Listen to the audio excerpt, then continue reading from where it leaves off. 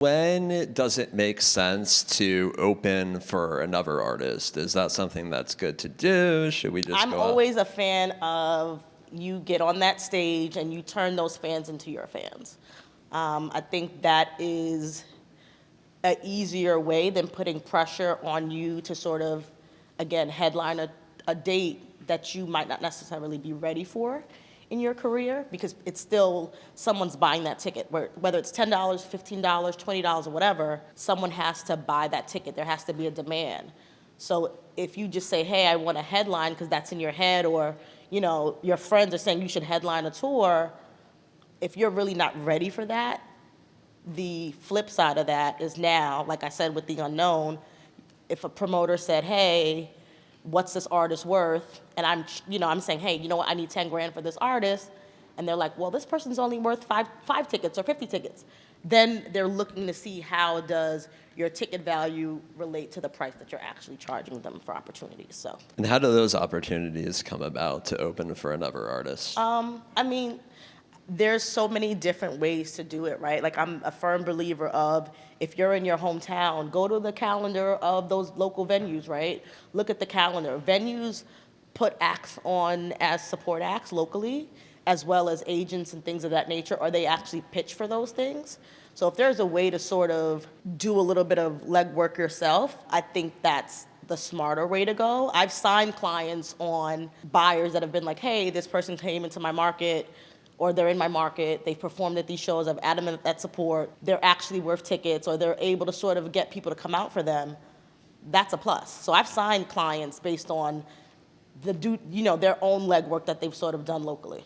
What about festivals? Should we play those? And how do you get on a festival? I mean, there's some festivals that, really are about stacking their bill, right? And then there's some that are about curation. To me, you have to really time that properly, because festivals festivals don't necessarily repeat lineups from year to year, right? So if you're on at 12 o'clock and no one's there to see it, what was the point, right? You spent this money to do this festival, your name's on this flyer, but there's no takeaway. And then when things are really going, then you're like, oh, well, now things are working next year. That festival isn't going to play you again. You've already sort of burnt that out. So I think it's honestly really about, festival is about the right timing, the right stage, the right performance slot. Yes, it's great to sort of have the opportunity, but I think we have to be a bit more specific about when you pull that trigger. I know a rising artist in the Midwest right now. They said they are just touring to break even. That includes their merch. And they say they're doing it for the promotion. So is that worth doing? Is that something that we should? I think in the beginning, that's what you have to do, right? Mm-hmm. Any artist has to start somewhere. Build it brick by brick, right? The whole thing about going too big too fast, again, if it doesn't sell out or if it doesn't work or you have to pull it down, that signals something to the industry, or the people that are in the industry that are in these positions to sort of book for festivals or book for tours and things of that nature. So I'm a firm believer of starting small, whether it's a 250 cap room or a 100 cap room, or you do a combination of RSVPs and selling tickets or whatever that looks like. I think there's ways to skin the cat. I think the bigger piece is getting you in front of an audience for them to see you perform and engage with you in that manner. So in the beginning, I'm always like, find ways to be visible and get in front of people. It's not going to be a moneymaker because it's literally math at the end of the day. When you think about tours and how tickets are sold and what money you make, when you're doing like those 250, 500 cap, 750 cap rooms, it's literally math. It's the ticket price times the capacity of the room or how many tickets you sold. So it's literally that cut and dry and that sort of basic. So you make money if you actually sell the tickets and do the business. So that's more so about investing back into yourself and having a platform that you can then take that away and sell it to other people or inform other people, so that if artists are going on tour and you want to, be considered for support, you can say, hey, I'm worth 500 tickets or I'm worth 250 tickets, because at the end of the day, then they know that you're going to help bring those same people into that room. Let's talk a little bit about touring costs. So it's expensive, especially right now, inflation. What are some of the things that we can think about to offset some of those costs? So there's the On the Road Again initiative. So you Right. can tell us a little bit about that. But what can we be thinking about on the road to try to manage our costs for the tour? Start small. You don't need to bring the world on tour with you. Like, I think that's where people go wrong is they're like, oh, I want to feel comfortable. I want my friends on the road with me. Well, what job is this friend doing, right? There's per diem. There's all these things that are good practices for being on the road. Are you driving? Who's driving? Like I always say, start small, right? If you are someone that has a band, literally put everything in the can, do Pro Tools. There's no reason why at that level of a 250 or 500, you want to bring a full band on the road. Literally salaries, all those things go into, you have to pay all that stuff. So that's more money coming out of your pocket. So I'm always a firm believer of when you're starting out small, keep your crew small, or people are doing double duty. That same friend that's with you, you're selling merch at the merch booth, or you're, helping me on the road or whatever. Just because you still have to take care of people at the end of the day on that road. So, it's just economics at that point. How do we determine how much to charge somebody to come to our show? How do ticket pricing work? I think it's literally being honest with yourself as an artist level, right? Yeah. What's your demographic? Are they kids? Are they adults? You have to sort of think about that, right? How much money is too expensive? I think, when you're starting out, like that $15 price point is smart. Like, am I telling at the end of the day, we're trying to tell a story. So if I sold tickets for $15 and I sold that out and it went gangbusters, that's literally a press piece. That's literally a conversation that you can then tell a buyer and sell that story in terms of fans really being engaged and wanting to see this artist. I think you're being price sensitive to people's pockets. If it's kids and they're asking for their parents to buy all these tickets, are you really going to charge someone $25 when you're starting out? No, because the odds of them buying your ticket and 5 other tickets is literally probably not, a smart way to go. So I'm always a fan of, in the beginning, like starting low, and then if you do the business, you can raise your ticket price on the next go round. And it shows that you care about the fan, right? With the On the Road initiative, it's just basically a situation where any venue can actually sign up for it. Right now, all the owned and operated Live Nation venues have signed up to participate. And basically, it's on the club level, so I want to say it's like 3,000 cap and below. And they're giving gas cards to support acts and headliners at a certain level. And I think it's like $1,000 for the headliner and then $500 for every act underneath. And then they're allowing you to keep 100% of your merch. Usually, there's merch rates are dictated per building or per promoter. But in those specific buildings, they've said that, hey, we'll literally give you 100% where you don't have to split that revenue with the building. So it's just a way to sort of, and knowing that all that stuff can, again, touring can be expensive, gas can be, we know gas is insanely expensive. So just trying to sort of help offset some of those costs. Right, sure. And I know it's pretty new, but when you're going to book the tour, are you taking that into consideration? Is that a driver for you and how you're booking, or it's kind of like a nice thing to have? It's a nice thing to have, but I think, you have to sort of play to that artist's strengths, right?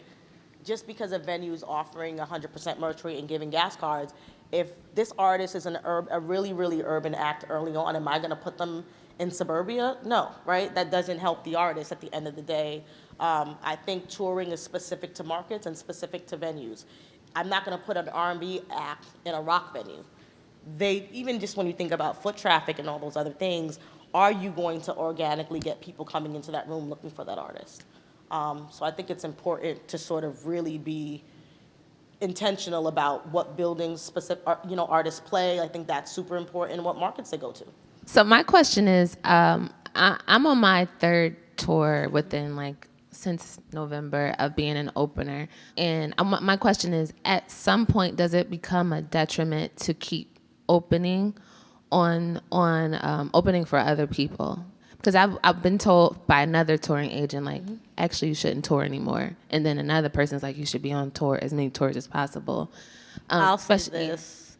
You don't want to burn the market, right? So I think you have to give people time to miss you. And yes, I know it's great to sort of be in front of an audience, but if you're literally hitting New York in a calendar year like 5 or 6 times, the odds of when you're actually ready to do your own show, that repeat visibility is going to hurt you. Because people have already seen you. Do you have new music out? Is there a driver that are going to engage fans to want to come buy your ticket? So I think there has to be some sort of balance in how you support. Just because when you're ready to do your own tour, it could be detrimental in that sense, because you've just been in the market too many times, right? When we think about hip hop artists, when they're in the club and they're, in 50 these clubs because they can grab a bag, when it's actually time for them to sell a hard ticket, that visibility again, because you've given the fan another focus point, right?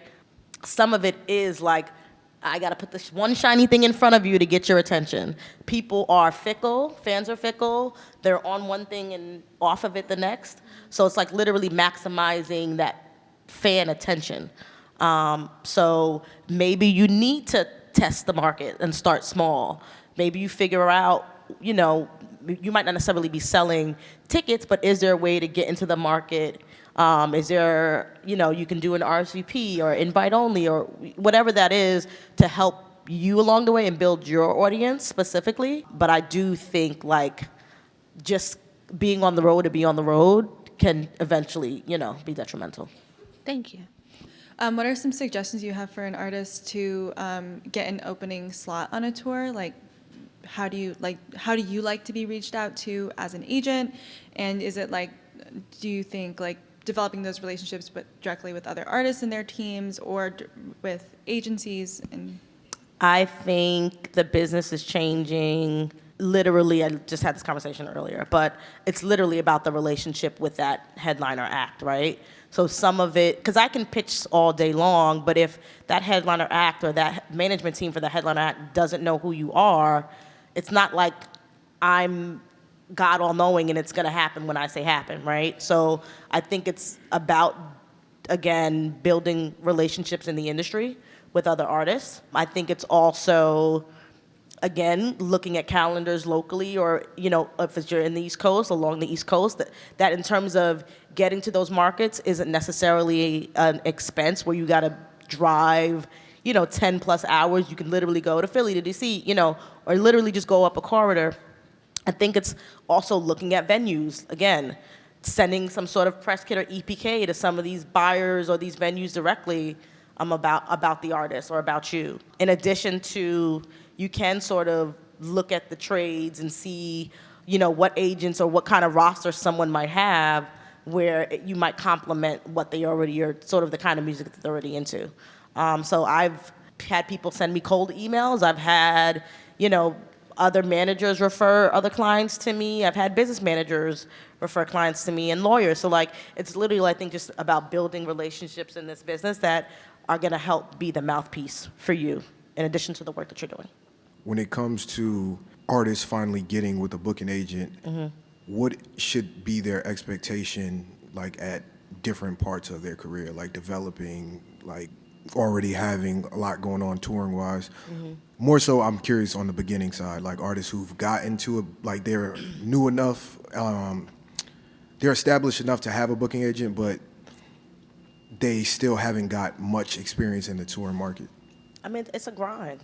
It's literally a grind. You can have artists that are established that can't sell tickets to save their lives. I think if you look at certain packages or tours and you look at how they package them, a lot of it is about stacking it so you can sell the tickets versus what that artist is actually really worth on their own. So I just think that as it relates to that part of it, it literally is trial and error in terms of, I think it's going to do well, but I can't guarantee anything. So as long as we're all on the same page about what we're doing and how we're building, and as long as I'm passionate and I'm amplifier to the team overall, but to literally put, all the pressures on an agent to make your career and make your touring career, it's unfair because we're literally not buying those tickets, and we're literally waiting for fans to, engage. So literally trial and error. That's why I would say just start small, unless it's like some record that's like amazing, gangbusters, whatever.